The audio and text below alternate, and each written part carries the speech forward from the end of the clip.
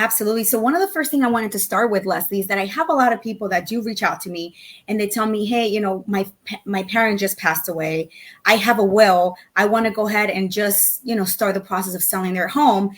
So I wanted you to go into more detail that a will, just having a paper from a will is not sufficient to put the home in the market, especially when you have brothers and sisters that might not want to sell. So if you can tell us a little bit about what the difference is between a will and an estate, a probate. Yeah, absolutely. So I tell all my clients that a will is your ticket into the probate court. So a will is basically a document drawn up by, the parent saying how they want their assets to be distributed. So it's great. It's like an instruction manual, but you can't take a will to the bank and say, hey, I've got this will, give me all my money, right? The bank has no way of knowing whether that you just created that document on your computer and had your neighbors sign it. They don't know how to validate it. So you have to take a will to the probate court.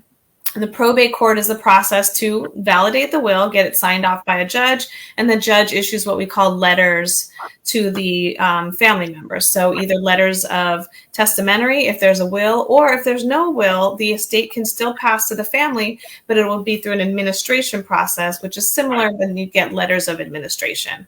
And with those letters, now you can go to the bank and say, here you go, I validated the will, now give me my money, or give me the authority to sell the house. So is there a way to actually, and this is where we go right into the probate, right? Is there a way to alleviate from having to do all that, from having to go to court, having to get that paperwork from the court? What can someone do if they're like, hey, my parents, they want to secure everything, they have a will, they're still alive. What can they do so they can protect themselves, so they can go with that piece of paper to the bank and get their money, or even put their home on the market for sale? Right. So not generally, no, you can't avoid the probate court system.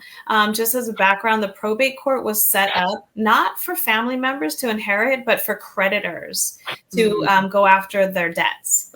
So there's a lot of incentive generally for the public to know when someone's died, when there's a will, and to be able to make their claim for the debts. So the public policy is to always go through the courts to give those creditors a chance to claim their debt.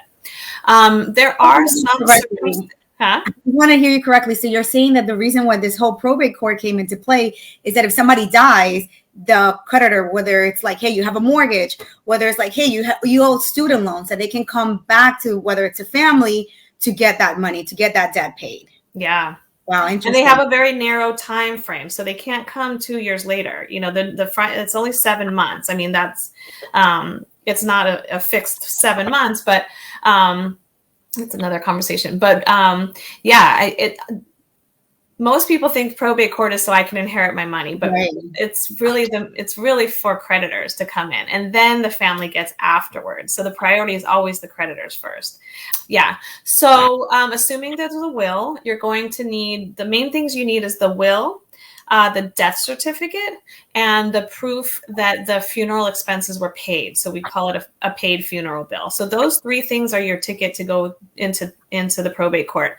Why the funeral bill? Because that's a creditor, right? We want to make sure that creditor has been paid. They get paid first if they took care of the burial. So once you have those 3 documents, we can open the probate case. We file a petition. So somebody's coming in and saying, I want to be the administrator or the executor of this estate so that I can pay the debts and then distribute the assets. So it's an application, it's a form. And technically, I think there's like a do-it-yourself system, especially for any estate that's $50,000 or less. We call that a small estate. It costs $1 through the courts, and it's pretty quick. Everything over, anytime the estate is $50,000 or more, then you're in the formal probate process. That's more expensive and much more time consuming.